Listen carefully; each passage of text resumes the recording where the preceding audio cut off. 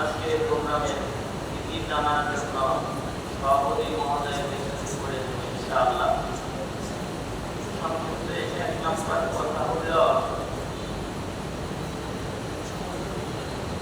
মুমিনুল কথা এক প্রকারের মুমিন সিরাতে মুস্তাকিমের উপরে অটল থাকবে এবং তাদের জান্নাতে পৌঁছা হয়ে যাবে। তারা আল্লাহ পাকের কাছে তাদের হিসাব আসান হবে, আল্লাহর কাছে আর এক প্রকারের মুমিন আছে যাদের জন্ম ঈমানের উপরে অথবা ঈমানের ভাবে তারা মুমিন হওয়ার পরেও তারা বিভ্রান্তির শিকার হয়ে যাবে, ভেতরে তারা পড়ে যাবে।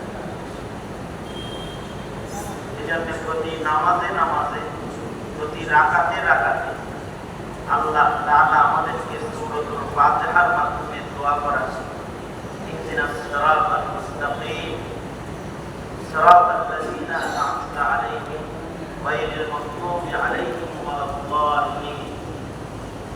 সরল সহজ পথ সিরাতে মুস্তাকিম যে পথে চলে আমাদের মুমিন আল্লাহর পেয়ারারা প্রশংসিত হয়েছে, নমস্কার প্রাপ্ত করেছে। আল্লাহর কাছে ওই পথে চলার জন্য আল্লাহর আশ্রয় কামনা করি, আমরা যেন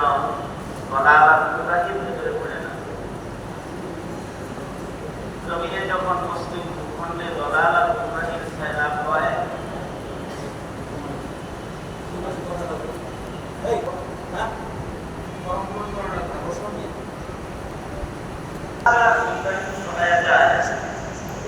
মুসলিম ভূখণ্ডে গুমরাহি ছড়ায় গেলে এই গুমরাহি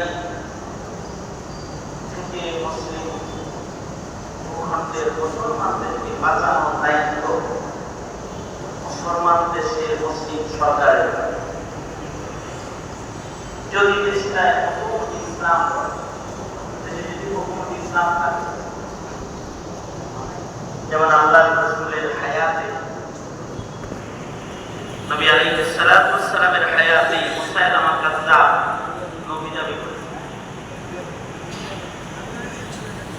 হযরত খলিফাতুল মুসলিমিন হযরত সিদ্দিক আকবর রাদিয়াল্লাহু আনহু যিনি খলিফা হওয়ার পরে সর্বপ্রথম মুসলমানদের ঈমান রক্ষার জন্য খলিফা হওয়ার পরে এক নম্বর কাজ করেছেন মুসাইলামা কাযযাবকে খতম করতে।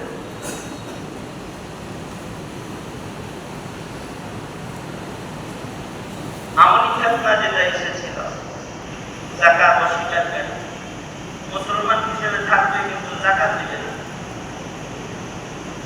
খলিফাতুল মুসলিমিন হিসেবে হযরত সিদ্দিক আকবর দ্বিতীয় ভূমিকা যেটা রেখেছেন সেটা হলো মুসলিম হয়ে যারা যাকাত অস্বীকারী তাদের বিরুদ্ধে